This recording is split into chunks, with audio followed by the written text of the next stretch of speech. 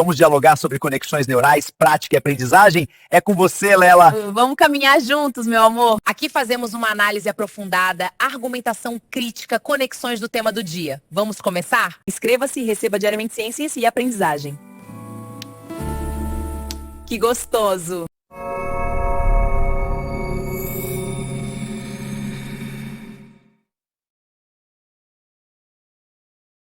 Olá e bem-vindos! Hoje a gente vai encarar uma das viagens literárias assim mais malucas e geniais já escritas. A Divina Comédia, do Dante Alighieri. Uma viagem tanto, pois é. E para guiar a gente nessa jornada, temos aqui um material bem rico. Resumos históricos, críticas literárias, até uns ensaios acadêmicos que olham para a obra por todos os ângulos possíveis. E a nossa missão aqui é a seguinte: esquecer um pouco aquela ideia de que é só uma historinha de um cara que passeia pelo inferno, purgatório e paraíso. E além da superfície, né? Exato.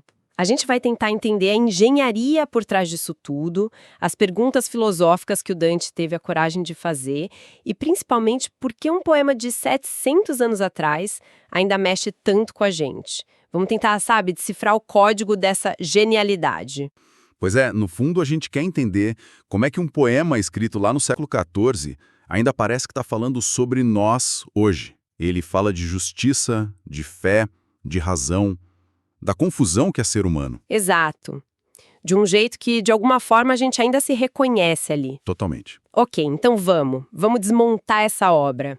E eu acho que o lugar certo para começar é pela planta baixa, a arquitetura da coisa. Porque não é só um poema, é quase um projeto de engenharia, uma obsessão matemática. É uma obsessão total. A estrutura inteira é amarrada pelo número 3, que para a teologia cristã da época era o número perfeito, o número da Trindade. Então, pense comigo. Tudo é 3. Tudo, são 3 livros grandes, Inferno, Purgatório e Paraíso. Dentro de cada livro ele coloca 33 cantos, que são como capítulos. 33? Só o Inferno, que tem um a mais, o de introdução, para fechar a conta em 100 cantos no total, que era outro número que simbolizava a perfeição. É tudo amarradinho. E o que eu achei mais maluco lendo as fontes é que essa fixação pelo 3 vai, se aprofundando. Não é só nos livros e cantos, certo? A coisa continua dentro de cada um dos reinos. Exatamente. Cada um dos 3 reinos é dividido em 9 níveis. 9. Que é 3 vezes 3. O inferno tem 9 círculos, o purgatório tem a antepraia, 7 terraços e o paraíso terrestre somando 9 partes, e o paraíso tem 9 céus. É como se ele tivesse criado um universo com uma regra matemática fundamental. Nossa, e o toque de mestre, que é reabrir um pouco, é a última palavra de cada um dos 3 livros.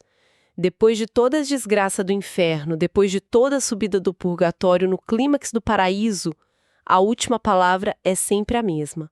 Stelle. Estrelas. Estrelas, em italiano. Uau. Isso é poderoso. É como se não importa onde eles estivessem, o objetivo final, o olhar para cima, fosse sempre o mesmo. Mas uma coisa nas fontes que me pegou de surpresa foi a poesia em si. A gente fala da estrutura dos 3 e dos 9, mas a própria forma como os versos se conectam é uma obra de engenharia, não é? O que é essa tal de terça rima? A terça rima é uma invenção do próprio Dante e a engrenagem que move o poema. Em vez de criar estrofes que se fecham em si mesmas, ele cria um sistema de rimas interligado. Basicamente, a rima da linha do meio de uma estrofe de 3 versos vira a rima principal da estrofe seguinte. Então é como se cada estrofe pegasse o fio da meada da anterior e o passasse para a próxima. O poema nunca para respirar, ele te puxa para frente sem parar. Exatamente, como a própria jornada de Dante. Exatamente essa é a sensação, é uma correnteza poética. E o que é fascinante aqui é que essa estrutura reflete perfeitamente a visão de mundo medieval. Para eles, o universo não era um caos de acasos, era um cosmos ordenado, hierárquico, com um propósito divino, em que cada peça estava conectada à outra. Entendi. A poesia de Dante, com essa rima que nunca se quebra, imita essa visão de um universo interligado, impulsionado por uma força maior. A forma do poema não é só um enfeite, É um argumento em si. Faz todo sentido. Ele está construindo a visão de mundo dele na própria matemática dos versos. Ok, então essa é a arquitetura, o esqueleto da obra. É impressionante. Mas e a história que essa estrutura sustenta? Quem é essa pessoa que faz essa viagem e por quê? A história começa com uma imagem muito forte. Dante, o personagem, diz que está na metade do caminho da nossa vida e se vê perdido numa selva escura. Uma crise de meia-idade, talvez? Pode ser. Essa selva é uma metáfora para uma crise profunda, que pode ser pessoal, espiritual, política. Ele está perdido. E é desse ponto de desespero que começa a jornada dele pelos 3 reinos do pós-morte. Mas ele não vai sozinho. Não, ele arruma uns guias bem específicos e a escolha dele já diz muito sobre a obra, né? Totalmente. O primeiro guia, que o acompanha pelo inferno e purgatório, é o poeta romano Virgílio. Para Dante, Virgílio era o maior poeta de todos. Mas ele também simboliza algo muito específico: a razão humana. A lógica. A filosofia, a ética, a sabedoria que a gente consegue alcançar com o nosso próprio intelecto. Virgílio pode mostrar a Dante a natureza do pecado e o caminho da purificação. Ele pode levar o homem até certo ponto, mas a razão tem um limite. E esse limite é a entrada do paraíso. É uma ideia muito forte essa, de que a lógica e a razão humanas, por mais brilhantes que sejam, não dão conta de explicar o divino. É ali que ele se despede de Virgílio e uma nova guia aparece. Beatriz. Beatriz. Ela foi uma mulher real, a grande paixão platônica da vida de Dante, que morreu jovem. No poema, ela se torna um símbolo poderoso. Ah, então ela existiu de verdade. Sim. E se Virgílio é a razão, Beatriz é a teologia, a fé, a revelação divina. A mensagem de Dante é clara. Para entender os mistérios do paraíso, a razão não basta, é preciso a graça, a sabedoria que vem de Deus. É outra coisa, é outra dimensão. E tem um detalhe nas fontes que é lindíssimo. Conforme eles sobem pelo paraíso e se aproximam de Deus, o sorriso e a beleza de Beatriz ficam cada vez mais intensos, quase insuportáveis para Dante. Nossa, que imagem. É uma forma poética de dizer que quanto mais perto do divino, mais intensa é a verdade e a beleza. Fantástico. Vamos só passar rapidamente por cada reino para quem está ouvindo ter o mapa da viagem na cabeça. O inferno é o mais famoso, claro. É basicamente um buraco em forma de cone que vai até o centro da Terra. Isso, com 9 círculos. E a lógica é que quanto mais fundo, pior o pecado. É um lugar de escuridão, de monstros, de rios de sangue, de uma justiça, assim, implacável. É a arquitetura da ausência de Deus. O purgatório já é o oposto. É uma montanha altíssima, numa ilha no meio do oceano. Em vez de descer, aqui o movimento é de subida. Subida. As almas precisam escalar 7 terraços, cada um purificando um dos 7 pecados capitais. Mas a grande diferença é a atmosfera. O purgatório é um reino de esperança. Isso muda tudo. Muda tudo. As almas sofrem, mas elas sofrem com a certeza de que um dia chegarão ao paraíso. É um lugar de arte, de música, de arrependimento. E por fim o paraíso, que é essa subida pelos céus. A estrutura aqui é baseada na cosmologia de Ptolomeu, aquela visão de mundo antiga, sabe? Com a Terra paradinha no centro e todos os céus girando ao redor dela. Exato. Dante e Beatriz viajam por 9 esferas celestes, cada uma associada a um planeta, até chegar ao Empírio, que é a morada de Deus, um lugar que não é feito de matéria, mas de pura luz e amor. Certo. E a grande virada no paraíso é que a lógica muda. No inferno e no purgatório, tudo era sobre o que você fez de errado, o pecado que te classificava. No paraíso, a organização é sobre o que você fez de certo, sobre as virtudes que você cultivou. É um espelho positivo. É um espelho positivo dos outros 2 reinos. Legal. E é justamente no paraíso que muita gente acha o livro mais chato, talvez. Mais denso, né? Mais denso. É ali que Dante faz uma pergunta que me pareceu incrivelmente corajosa para um homem do século XIV. Ele basicamente para tudo e questiona. Espera aí, e as pessoas boas que nunca ouviram falar de Cristo? Elas vão para o inferno só por uma questão de geografia? É uma crise de fé que eles põem para todo mundo ver. É um dos momentos mais impressionantes e honestos do poema. Dante, o personagem, está atormentado por essa dúvida que ele chama de sua grande fome. Ele cria um exemplo muito específico. Imagine um homem que nasceu na beira do rio Indo, na Índia. Longe de tudo, longe de tudo. Ele viveu uma vida eticamente perfeita, nunca pecou, foi justo, bom, mas morreu sem ser batizado porque o cristianismo nunca chegou até ele. Aí Dante pergunta angustiado: onde está a justiça que condena esse homem? Qual é a culpa dele se ele nem teve a chance de crer? Essa pergunta é muito moderna. Ele está falando sobre justiça social, sobre equidade de acesso à informação, sobre como o lugar onde você nasce não deveria determinar seu destino eterno. Exatamente. Uma das fontes até menciona que ele já tocava nesse assunto numa obra anterior, O Convívio.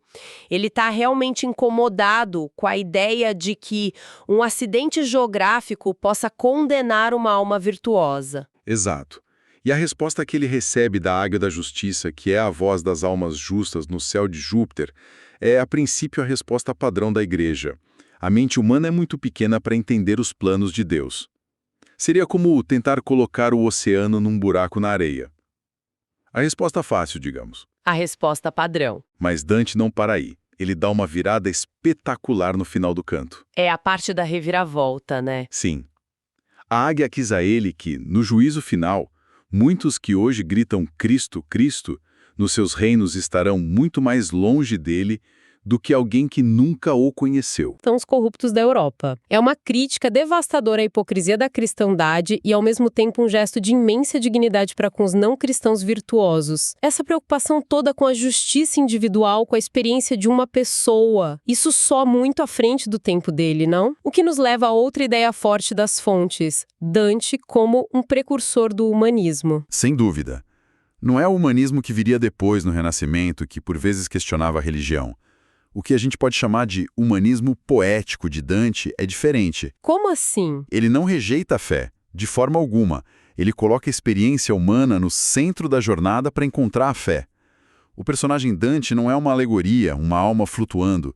Ele viaja com seu corpo. Ele sente as coisas. Ele sente o calor do inferno, se cansa na subida do purgatório, ele tem medo, sente pena dos condenados, desmaia, chora, duvida, questiona. A jornada dele com todas as falhas e emoções é o que move a história. É verdade. E isso se aplica também às pessoas que ele encontra. Elas não são só exemplos de pecador X ou santo Y. Elas são pessoas. Exatamente. Ele encontra amigos e inimigos políticos dele, pessoas que ele conheceu em vida, e elas continuam sendo quem eram. Farinata de Liuberti, um rival político, está numa tumba em chamas no inferno. Sei. Mas se ergue com tanto orgulho que parece ter um grande desprezo pelo inferno. Francesca da Rimini conta sua história de amor proibido com uma paixão que a consome até mesmo na condenação. Esse foco na psicologia, na complexidade do indivíduo, na sua história pessoal, é uma marca do pensamento humanista. Isso é incrível. É como dizer que você pode tirar o homem do mundo, mas não pode tirar suas paixões dele, nem mesmo no inferno. Isso torna os personagens muito mais trágicos e humanos. Com certeza. E essa jornada tão humana, tão individual, finalmente chega ao seu ponto mais alto no Empírio. Ali, guiado por São Bernardo, Dante tem a visão final de Deus. E é um momento em que a linguagem falha. Ele tenta descrever o indescritível. Fala de 3 círculos de luz, de cores diferentes, mas que ocupam o mesmo espaço, simbolizando a Trindade. Que loucura! E dentro desses círculos, ele vislumbra a forma humana, a união do divino com o humano em Cristo. É o clímax de tudo. A visão do amor que move o sol e as outras estrelas, como ele termina o poema. Lindo! É uma experiência que está além da razão e das palavras. E essa visão o transforma, certo? É como se ele ganhasse um propósito ali. Exatamente. A experiência o torna digno de cumprir o que ele passa a entender como sua missão providencial. Voltar para o mundo e registrar tudo que viu. O próprio ato de escrever a Divina Comédia é, na cabeça de Dante, o cumprimento dessa missão. Ele não está só contando uma aventura. Ele acredita que está compartilhando uma verdade revelada para tentar reformar um mundo que ele via como corrupto e perdido. O que me leva a um pensamento final de uma das fontes que eu achei simplesmente brilhante. A fonte faz uma distinção muito sutil, mas poderosa, entre ver e ter uma visão. A ideia é que Dante não foi um turista cósmico que apenas viu o paraíso e tirou umas fotos mentais. Ele teve uma visão do paraíso. Essa é uma distinção crucial. Ver sugere uma observação passiva, como olhar para um objeto que existe independentemente de você. Ter uma visão, por outro lado, implica uma experiência que é ativamente construída e moldada pela mente de quem a tem. A visão que Dante teve do paraíso foi criada a partir dos filtros, dos limites e, claro, da genialidade da sua própria imaginação, da sua teologia, do seu conhecimento de filosofia e da ciência da sua época. Exato. E isso deixa a gente com uma pergunta bem interessante para pensar. A compreensão mais profunda do universo, do divino ou de qualquer grande verdade, ela é alcançada quando a gente observa objetivamente o que já existe lá fora ou quando a gente constrói novas possibilidades através do poder da nossa mente, da nossa arte e talvez da nossa fé. Em outras palavras, a gente descobre a verdade ou a gente a cria.